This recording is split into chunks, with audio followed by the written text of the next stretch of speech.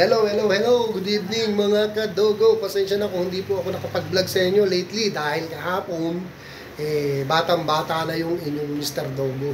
50 years old na ako kahapon mga kadogo. So, may konting celebration. At ang mga anak ko ay surprise na nag-celebrate para lang ma-celebrate ko yung birthday ko. So, very thankful ako sa mga anak ko. So, mga kadogo, kaya ako nag-vlog. I-discuss ko sa inyo from first stud ni Pickles 9 days na today. Si Cotton naman 7 days na from the first stud niya. So mga kadogo, ang purpose ng pagbablog ko ng video to is nakikita ko sa inyo na kahit 1 week pa lang may kakaiba na sa galawan ng mga alaga natin. Paano ko po nasabi yun? Tingnan nyo po i-explain ko. Ito mga kadogo. Ito ang purpose ng video natin today. Kasi sa experience ko po uli, at ako lagi naman ako nagbabase sa experience, actual experience ko po bilang kennel owner and dog breeder and also a dog lover. Okay? Kahit 1 week pa lang po na-stud ang inyong mga alagang aso. Gaya ng sabi ko po, ito si Pickles, 9 days. Si Cotton ay 7 days. Okay? Pero, napansin ko po sa kanila, mga 4 days pa nga lang 5 days, nag-iba yung behavior nila. Hindi na po sila gaanong maharot, tsaka medyo nagkonting-konting sungit. O yan, may nakitang bumukas sa gate. At ito, itong aking best friend, hindi na yan umaakyat po ng kwarto. Ang ibig sabihin po niyan at patunay po niyan, na may nagkakaroon na ng iba sa sistema ng katawan nila. Kahit 1 week or 1 week mahigit pa lang, silang nai-stud. Okay? Kasi yung 1 week na yun, ikukumpara natin sa tao buwan na yun. Di po ba? Kaya, iba na. Yan, wala na silang mga mens ngayon. Pero nagtataka nga ako, ito si Cotton, hindi talaga umakyat. Dito lang siya. Dito lang, mga kadogo. Ito, talagang makulit ko. Oreo, pamimigay na kita. Panira ka sa vlog natin Grabe yan, si Oreo. Ang tangkad niyan. So yun mga kadogo, kitang-kita kagad ang changes, hopefully, no? And I know naman, sabi ko nga sa inyo, sa experience ko as a dog breeder, may nag-iba kagad sa kanila. 1 week pa lang po yan, iba na kagad yung mood. Basta iba na po siya. So pero wag tayong magre-rely doon sa pag-iba ng mood nila. Okay? Nag-sway sila ng mood nila Huwag tayo magre-rely doon, buntis na, wag. Alagaan po natin sila, lalo na sa vitamins at sa pagkain. Dahil kung talagang buntis po sila, kailangan talaga ng masusustansyang pagkain ng katawan nila ngayon. Dahil developing stage to, mga kadugo.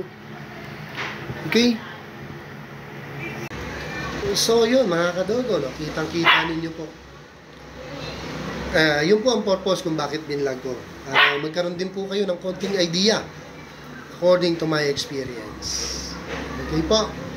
Pero ito po makikita po natin ang talagang masasabi natin positive na sila ng buntis sila. Mostly 45 kitang-kita na yan. 45. 40 pa nga lang, yung iba talaga nag-change na yung nipple. Pero gaya ng sabi ko, kung talagang sure na natin, sa 45 days tayo onward, makikita natin talaga ang pagbabago. Okay? So, inuulit ko po, hindi porkit sinabi ko na nagbago na ang mood nila, at pakiramdam ko buntis na sila, pababayaan na natin at magre-rely na tayo na gano'n, buntis na, tama na. Hindi. Lalo natin sila ngayon alagaan nga. Pagkain at vitamins. Yun po mga katawag. Yun po ang payo ko sa inyo. Di po ba? At least, from step 1 to 3, naka-step 1 na tayo. Yun po yung natapos na stud, tapos nagkaroon na tayo ng changes sa katawan nila within 1 week or 1 week mahigit. Talagang ang babait nito, ang tatahimik nito ngayon. Like what I said, mga kadogo. English yan, ha? No-speed ako. Si Cotton, ito yung numero 1 makulit. After kumain ng gabihan, pati tanghali, umaakit yun sa kwarto ko. Ngayon, for how many days na, kasi nga, niregla yan at in-stud, hindi ko talaga pinapaakyat. Hindi dahil sa nasanay lang siya na hindi umakyat. Talagang nagbago. Naging medyo masungit. Pati nga yung mga kaibigan nating mga estudyante dito na laging pumupunta dito para kumustahin sila. Pinagbabawalan ko, wag muna hawakan. Kasi may swing of mood sila. Itong mga alaga ko. Baka hindi natin alam. Diba? Siyempre, safe natin yung mga bata. And yun po, mga kadogo. So, pag ganito na pong na-experience ninyo at kayo nakaramdam na talaga ng pagbabago, yun nga po, alagaan na po natin. Okay po? At least, again, nasa first step na tayo. Kung 1, 2, 3, nasa first na. Tapos na ang stud.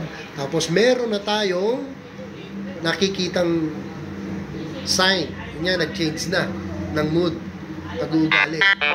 So, stage 2 na lang kailangan. Yun po ba?